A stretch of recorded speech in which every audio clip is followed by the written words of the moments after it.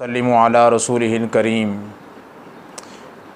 मेरे मोहतरम भाइयों, दोस्तों और बुज़ुर्गों, आज रात तरावी में हमने पहला पारा सूरह बकरा की आयत नंबर 176 तक तिलावत की है और कुरान मजीद की फ़ातिहा और सूरह बकरा की 176 तक आयात मुबारका में अल्लाह तबारक व तआला अहले इस्लाम अहले ईमान को क्या इरशाद फरमा रहे हैं। सूरह फ़ातिहा, इसको फ़ातिहा इसलिए कहते हैं कि फ़ातिहा का मतलब है खोलने वाली। इससे कुरान मजीद को खोला जाता है, कुरान मजीद को शुरू किया जाता है, इसलिए इस फ़ातिहा को फ़ातिहा कहा जाता है।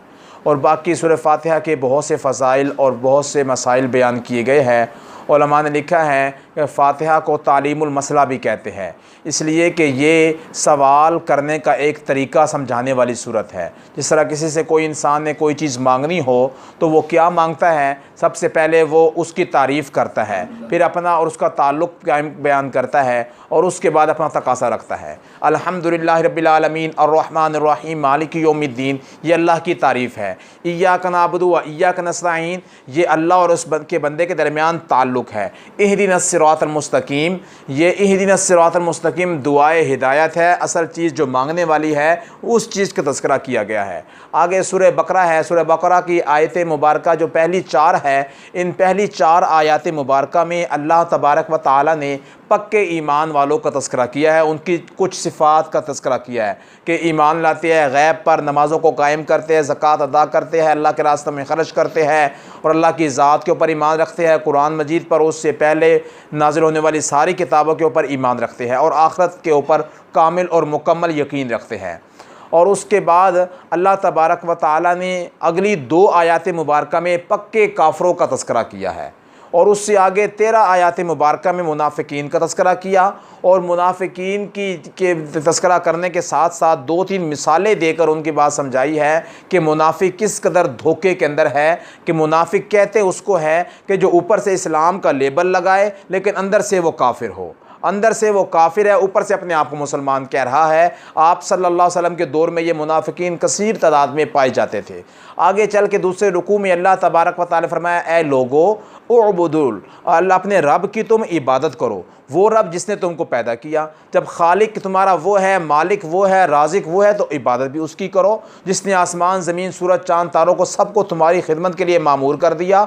उस ज़ात की तुम इबादत करने वाले बन जाओ, उस अल्लाह तबारक व तआला की ज़ात को तुम मानने वाले बन जाओ। आगे फरमाया, जो ईमान लेकर आएंगे अल्लाह तबारक व तआला उनके लिए बशारत का ऐलान करते हैं, खुशखबरी उनके लिए ये है कि उनके लिए जन्नत अता फरमाएंगे, ऐसे बागात होंगे जिनके नीचे नहरें जारी होगी, उनके लिए पाकीज़ा बीवियाँ होगी, उसको रिज़्क़ दिया जाएगा।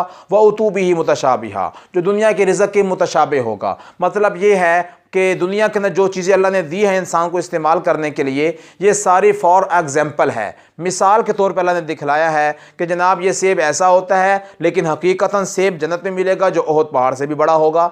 इसी तरह खजूर अंगूर हर चीज़ अल्लाह ने सैंपल के तौर पर दिखलाई है, हकीकत जो सी उसको इंसान को मिलेगी। फिर आगे चल के अल्लाह तबारक व तआला ने आयत नंबर 30 से आयत नंबर 39 तक जो सा है हज़रत आदम अलैहिस्सलातु वस्सलाम का तज़किरा किया है कि अल्लाह ने उनको फरमाया, अल्लाह ने उनको खिलाफत देने का इरादा फरमाया। और जिस वक़्त अल्लाह ने फरमाया कि मैं एक खलीफा पैदा करना चाहता हूँ, तो उस वक़्त फ़रिश्तों ने कहा, अतजअलु फ़ीहा मन युफ़सिदु फ़ीहा व यस्फ़िकु दिमा, ए अल्लाह कि तू ज़मीन के अंदर ऐसी मखलूक को पैदा करना चाहता है, ऐसा अपना खलीफा मुकर्रर करना चाहता है जो ज़मीन में दंगा फसाद मचाएंगे, ज़मीन के अंदर जो उनसे खून खराबा करेंगे। तो अल्लाह तबारक व तआला ने फरमाया, इन्नी आलमु मा ला तालमून, जो मैं जानता हूँ वो तुम जानते नहीं हो। इसलिए फरिश्तों ने यह बात इसलिए की थी कि इंसानियत से पहले यहां पर जिन्नात रहते थे और जिन्नात से पहले एक मखलूक थी जिसके बारे में उलमाए मुफस्सिरीन और मुअर्रिखीन ने लिखा है, वो एक मखलूक थी जिसका नाम था हिन। तो जिन हो या हिन हो, उन्होंने इस ज़मीन के ऊपर बड़ा दंगा फसाद मचाया, उन्हें बड़ी खराबियाँ की, बड़ा खून खराबा किया, अल्लाह की बड़े हुक्मों को तोड़ा।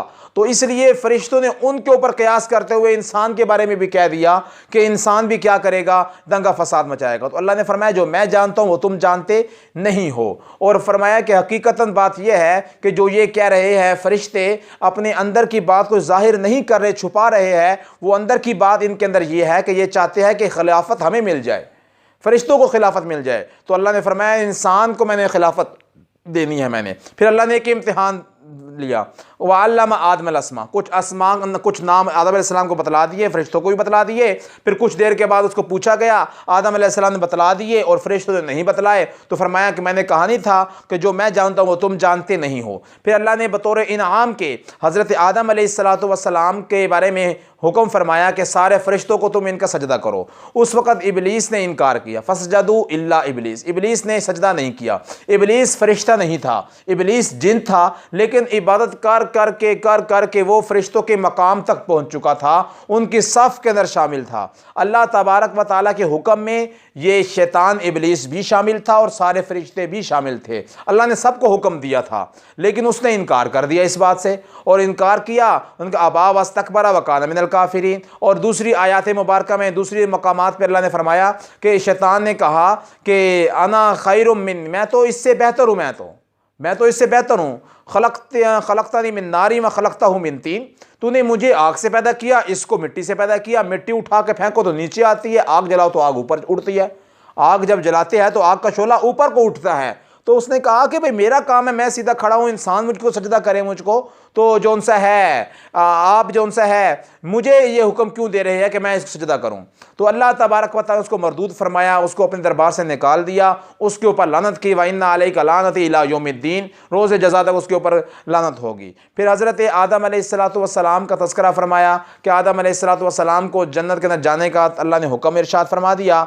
और साथ ही अल्लाह तबारक व तआला ये भी फरमाया कि आदम अलैहिस्सलातु वस्सलाम अम्मा हव्वा को कि इस दरख्त के करीब न जाना, शजरे ममनुआ के, लेकिन वो उसके करीब गए तो अल्लाह तबारक व तआला ने उनको जन्नत के से नाज़िल का उतार दिया और दुनिया के अंदर उतार दिया। दुनिया के अंदर हज़रत अम्मा हव्वा को जद्दा में उतारा, जो जद्दा शहर है, जद्दा का मतलब ही दादी और बड़ी अम्मा होता है, तो जद्दा के अंदर हज़रत अम्मा हव्वा को उतारा।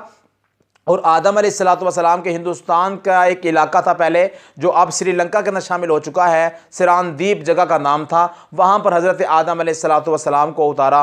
और फिर 40 साल के बाद इन दोनों की मुलाकात अरफात के मैदान में हुई। अरफात के मैदान को, अरफात का मतलब है पहचान, इसलिए कहते हैं कि इसमें आदम अलैहिस्सलाम अम्मा हव्वा एक दूसरे को पहचान गए थे, उनके आपस में मुलाकात हुई थी। तो बहरहाल आदम अलैहिस्सलातु वस्सलाम के तज़किरा करने के बाद आयत नंबर 40 से लेकर 123 तक अल्लाह तबारक व तआला लगातार अहले यहूद का तज़किरा कर रहे हैं, ज़िम्नन और वज़ाहतन और सराहतन और बसा औकात खुफियतन उनकी 40 बीमारियों का तज़किरा किया कि यहूदियों में ये बीमारियां हैं। वो कीलो काल करते हैं, अम्बिया को कत्ल करते हैं, अम्बिया इकराम की बात मानते नहीं हैं, आप सल्लल्लाहु अलैहि वसल्लम की तौहीन करते हैं, और जब उनके बारे में कोई फैसला होता है, कोई हुक्म नाजिल होता है, उसके ऊपर अमल नहीं करते। उनके ऊपर उन्होंने मैदान ती के अंदर जो उनसे है मनो सलवा का इनकार किया। ये सारे के सारे अहले यहूद का तज़किरा अल्लाह तबारक व तआला ने वज़ाहत के साथ बयान किया है। और इसी तज़किरों के अंदर एक तज़किरा वाक़या गाय का बयान किया है, गाय का वाक़या भी बयान किया है। और उसी गाय के वाक़ये की वजह से ही इस सूरत का नाम सूरह बकरा, बकरा का मतलब होता है गाय, वो रखा गया है। तो गाय का वाक़या का मकसद क्या है, इससे क्या चीज़ समझ में आती है कि वो कीलो काल करने वाले लोग थे। जब अल्लाह ने पहले दफ़ा हुक्म दिया कि गाय को ज़िबा करो, वो ज़िबा करते, उसको टुकड़ा लगाते गोश्त का, तो मकतूल बतला देता कि मेरा कातिल कौन है। लेकिन उन्होंने ऐसा नहीं किया, उन्होंने कीलो काल में आगे से आगे बढ़ते गए। वो गाय कैसी होगी, उसका रंग कैसा है, वो हाल जोती है नहीं जोती है, वो फलां है, तो जवान है बूढ़ी है, तो जिस तरह वो सवालात करते रहे उनके लिए मुश्किल आगे पेश आती गई। तो ये सारी की सारी चीज़ें अल्लाह ताला ने जो से है अहले यहूद की जिक्र फरमाई है। और या अय्युहल्लज़ीना आमनू ला तक़ूलू राइना, ये हुज़ूर सल्लल्लाहु अलैहि वसल्लम की तौहीन किया करते थे, वो तौहीन किया करते थे। उन तमाम चीज़ों का तज़किरा अल्लाह ताला ने फरमाया। इसके बाद 123 नंबर आयत मुबारक से आगे अल्लाह तबारक व तआला ने हज़रत इब्राहीम अलैहिस्सलाम का तज़किरा किया है कि इब्राहीम अलैहिस्सलातु वस्सलाम आज़माइशों के अंदर हमने उनको डाला। व इज़ इब्तला इब्राहीम रब्बुहु बिकलिमातिन फ़अतम्महुन, कि उन्होंने अल्लाह तबारक व तआला की तरफ से आने वाली हर किस्म की आज़माइश के ऊपर पूरा उतर के दिखाया। अल्लाह ने हुक्म दिया आग में छलांग लगाओ, आग में छलांग लगाने के लिए तैयार हो गए। अपने बीवी बच्चों को बयाबान जंगल में छोड़ो, बयाबान जंगल में छोड़ने के लिए तैयार हो गए। अल्लाह ने हुक्म दिया हज़रत इब्राहीम अलैहिस्सलाम अपने बेटे के गले के ऊपर छुरी रख दो, छुरी रखने के लिए तैयार हो गए। हिजरत का हुक्म दिया, हिजरत करने के लिए तैयार हो गए। तो ये सारे के सारे इम्तिहानात थे जो इब्राहीम अलैहिस्सलाम पर आए। अल्लाह ने फरमाया बहुत से इम्तिहान इनके ऊपर आए, फ़अतम्महुन्ना, उन्होंने उनको पूरा करके दिखाया। फिर बैतुल्लाह की तामीर का तज़किरा है कि हज़रत इब्राहीम अलैहिस्सलाम से तामीर करवाई थी बैतुल्लाह की, और बैतुल्लाह की जब तामीर करवाई तो उस वक्त तक इब्राहीम अलैहिस्सलाम को पता नहीं था कि हमने तामीर करनी कहाँ पर है। और रात को हुक्म हुआ, सुबह को बाप बेटा तैयार हो गए तामीर करने के लिए, उस वक्त तक मालूम नहीं था। अल्लाह ने एक बादल का टुकड़ा भेज दिया जिसने आके साया किया, उन्होंने निशानात लगा लिए और वहीं पर बुनियादें निकाली तो बैतुल्लाह की बुनियादें मिल गई और उन्होंने उसी के ऊपर बैतुल्लाह तामीर कर दिया। जब बैतुल्लाह तामीर हो गया तो इब्राहीम अलैहिस्सलाम ने एक दुआ मांगी, उस दुआ का तज़किरा कुरान ने किया है, रब्बना वबअस फीहिम रसूलन मिनहुम यतलू अलैहिम आयातिका व युअल्लिमुहुमुल किताब वल हिकमत व युज़क्कीहिम। फरमाया कि अल्लाह मैं आपसे दुआ मांगता हूँ कि अल्लाह तू इनके अंदर भेज दे एक रसूल, यानी हुजूर सल्लल्लाहु अलैहि वसल्लम की आमद की दुआ की उन्होंने कि अल्लाह हुजूर सल्लल्लाहु अलैहि वसल्लम को मेरी उम्मत में भेज दे। और हज़रत इब्राहीम अलैहिस्सलातु वस्सलाम की दुआ 3070 साल के बाद पूरी हुई और आप सल्लल्लाहु अलैहि वसल्लम उसी मकाम पर, उसी बैतुल्लाह के करीब मक्का में पैदा हुए। ये इब्राहीम अलैहिस्सलातु वस्सलाम की दुआ का समरा था। आगे अल्लाह ताला ने फरमाया फ़इन आमनु बिमिस्लि मा आमनतुम बिही फ़क़द इह्तदौ।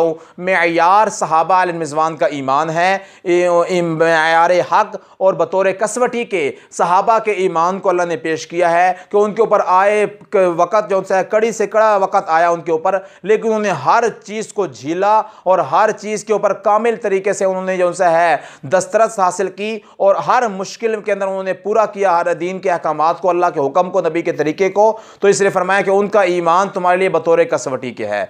आगे तहवील किबला का तज़किरा है कि तहवील किबला आप सल्लल्लाहु अलैहि वसल्लम जब मक्का से मदीना आए तो 17 या 18 महीने आप सल्लल्लाहु अलैहि वसल्लम ने बैतुल्लाह को छोड़कर बैतुल मुक़द्दस की तरफ मुंह करके नमाज पढ़ी थी।